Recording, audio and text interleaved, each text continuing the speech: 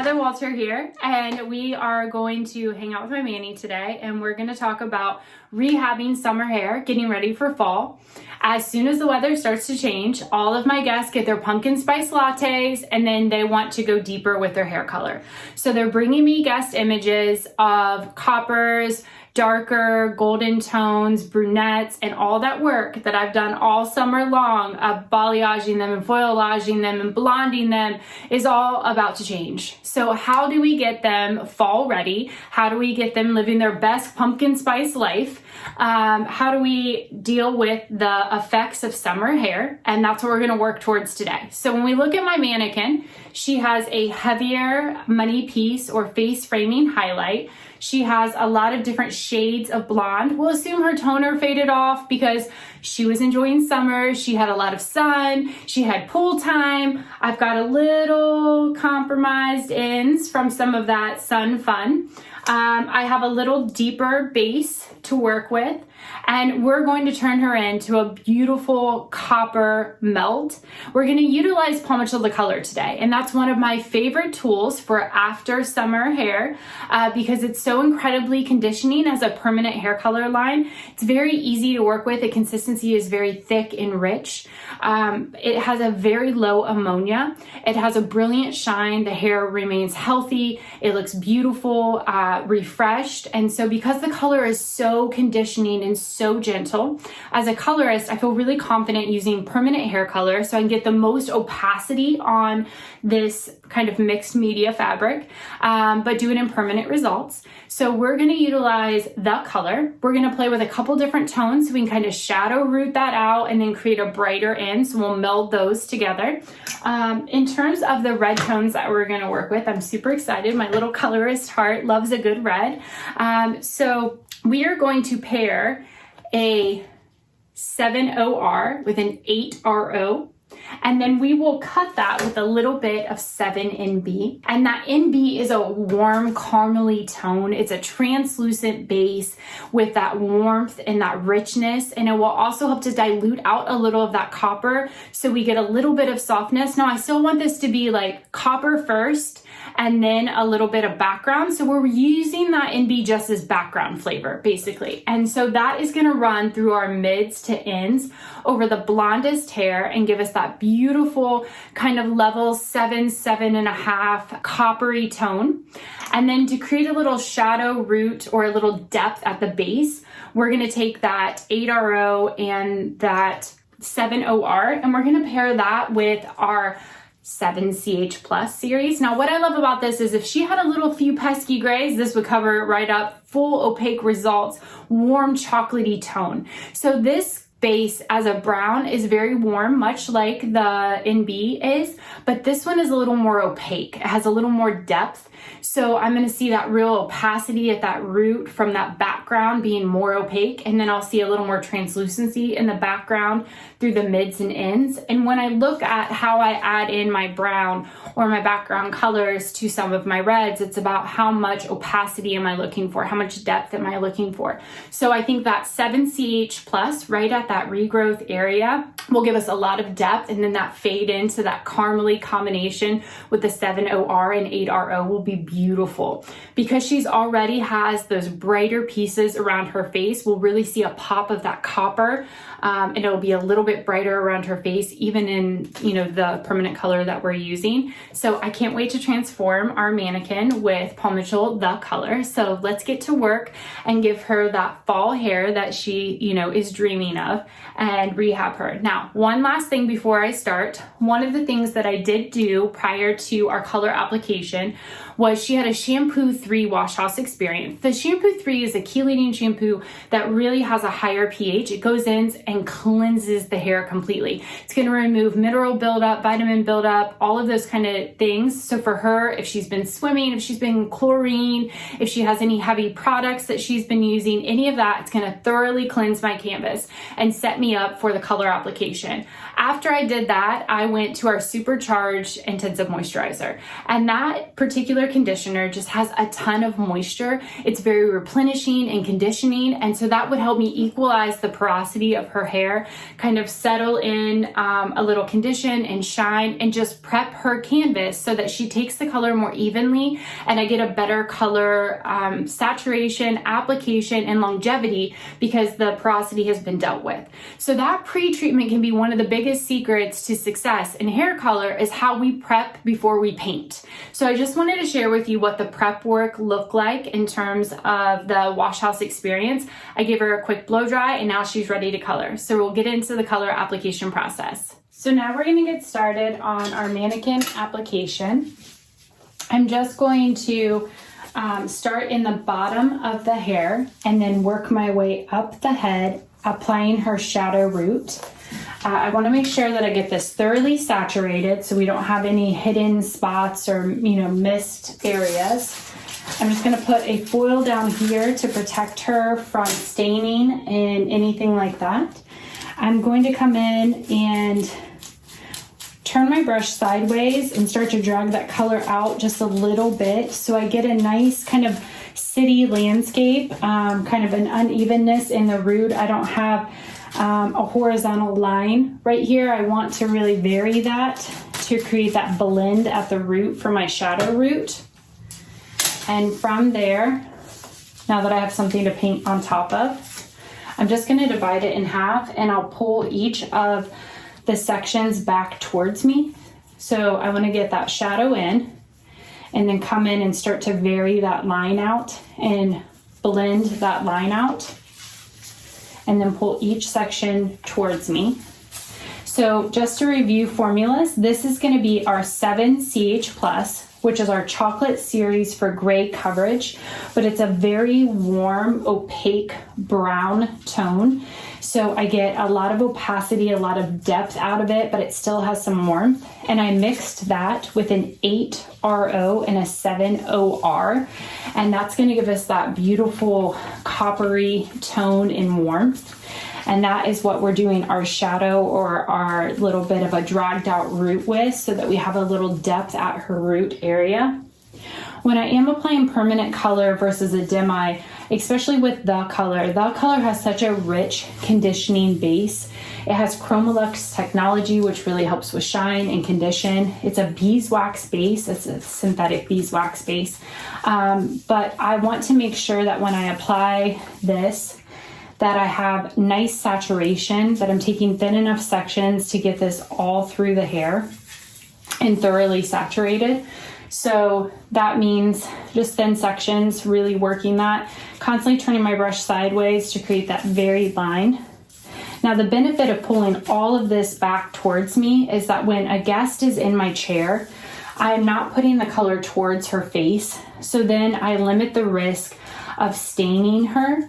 I also, once I get closer to the hair line, as I start progressing into the front area, can adjust the amount of root shadow that I add in. So I'll add in a little bit less, so I have less depth around the hairline and more of the brightness of our second formula that'll come up just a little bit higher. So then I can preserve some of that lightness that she's had over the summer and keep her light and bright. So now that I have that on the back half, again, I'm going to split it back in half and start pulling that through and pulling all the hair around it back towards me and really getting that nice saturation and starting with that blend. And we'll just keep working that through the hair. The conditioning effects of this and the low ammonia make it ideal in terms of permanent hair color for hair that is a little more sensitive, hair that could be compromised. If their scalp is a little more sensitive, this is definitely my go-to color since the ammonia is so low and it's so gentle and so conditioning.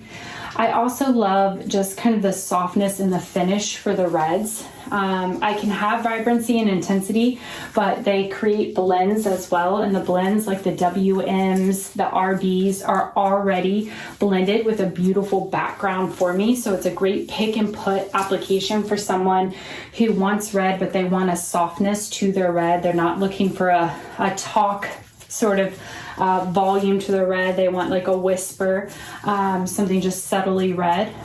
Okay, so we have all of our back shadow root application on. I'm going to come one back past the center here. And then we'll start looking at our sides. And like I said, on the sides of the head, I want to start slowly transitioning to a little less root. And that way we can keep a little more of that brightness. So where I have a good, 2.5 to 3 inches of root application through the back, on the sides, as I pull that back, I would like to add in a little less root the closer I get to the face. So we'll go ahead and tap this and work this through.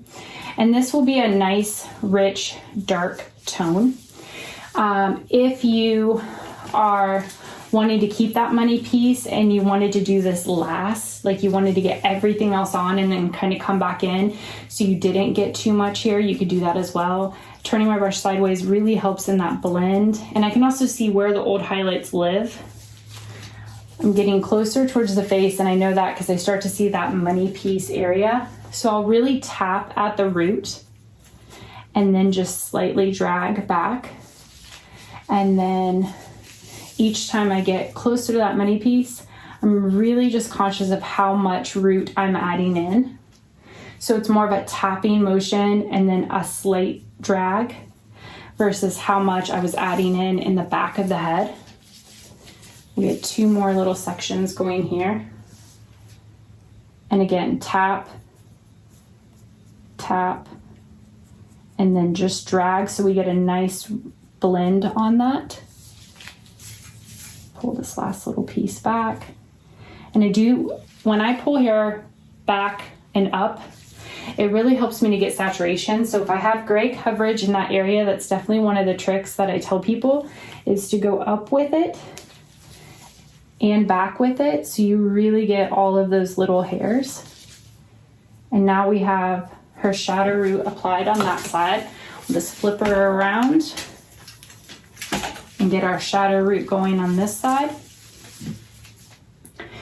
When the fall comes and I start getting all of these color changes and all of these shifts, it definitely means that I kind of have to switch gears as a colorist. I've been so focused on blonding all summer long. It seems like all of my guests want some sort of blonding service. And then we start to get into, these deeper tones, these richer tones for fall. So my formulations start to change, my processes start to change. I have to start thinking about the condition of the hair and the rehabbing before I'm putting all of these different tones and pigments in. And I think that as a colorist, I do enjoy the seasonal change. One, because, I like a good bonfire and some sweater weather. But as a colorist, it also challenges me, and I get to do a lot more varying tones at different depths. And I do enjoy that. A lot of times I am working with dim eyes if it's a guest that is constantly switching. So if I wanted to do the color, but I wanted to utilize more of a dim eye flavor or application because I'm not sure they're going to stay with it, one of the really cool things about Palm and Chill the color is that it can be used as a dim eye, semi, or permanent all in one tube. So if I mix my favorite flavors, like let's say the exact same formula I was using right now, but I put it on damp hair and I applied it with 5 volume developer for 20 minutes, I can utilize the color as a dim eye too. So they could lease with the option to buy. I have more of a dim eye end result for them, but still utilize all my favorite tones in the color. So that's one of the really cool things in terms of inventory and options with Palm and Chill the color is that I have that semi, dim eye, and permanent all in one tube. Okay, so now through the back of the hair, we're gonna come in and we're going to start adding in that mid to end formula. So that mids to ends formula, anywhere where I work through the back of the head, if I need to get a little drag going so that I know I have a really good blend from that root color that we applied, I'm going to blend it right in and lay it right on top of my mids to ends formula, and this will create our meld. Now our meld formula is the 7NB, and I told you that was more of like a caramel. It has a little more translucency to a spinach. It's not as opaque as the 7CH, but it is a warm brown. And we paired that with a little bit of the 8RO and the 7OR. Now, you see me using a little moisture mist. That's one of my tips and tricks here, is that I'm gonna apply a little moisture mist on these ends and saturate them where the hair is a little more compromised to even the porosity, and just give me a nice little blend on those ends. Then I know that my color isn't going to grab if it's a little thirsty down there. Now, with the pre-treatment that we did in the wash house on our baby to get her ready, she shouldn't have a lot of challenges in terms of the grab at the ends, but just as an extra cautionary, additive, I'm just gonna go in and check and see if I need a little more root there, because as I do that blend, I might want just a little more. And then I'm gonna meld this second color right on top. And then I wanna get that little bit of moisture mist on those ends, and then just work it through.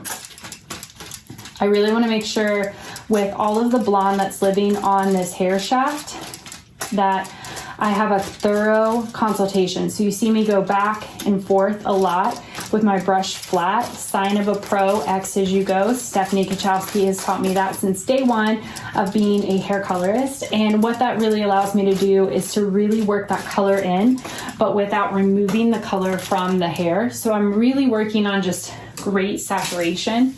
Now that I have a base to kind of paint down onto, just like I did with the color, I'm gonna go ahead and split this in half and then pull all the hair back to me so that I minimize the risk of them having a lot of color stains. So I'm still taking my wide tooth comb and getting a nice little drag on my shadow root that I applied. And that really helps. I like when working with permanent color to have a wider comb, not too narrow, not too thin, just enough to help me get that drag that I'm looking for. And I'm gonna lay this right over top of that base color and really work it into the hair.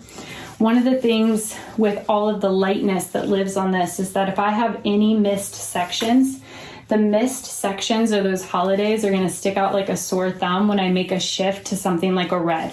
So the saturation becomes really key in this piece, because if not, you're gonna see it.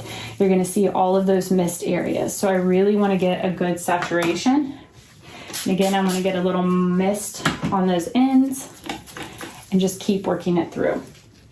By pulling the hair back towards me, then I don't stain the guest and I don't have any problems that way.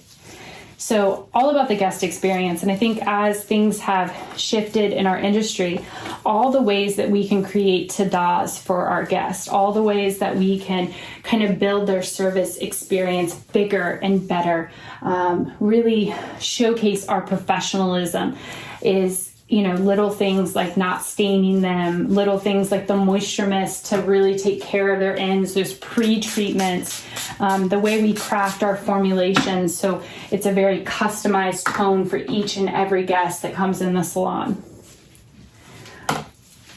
All right, we're getting her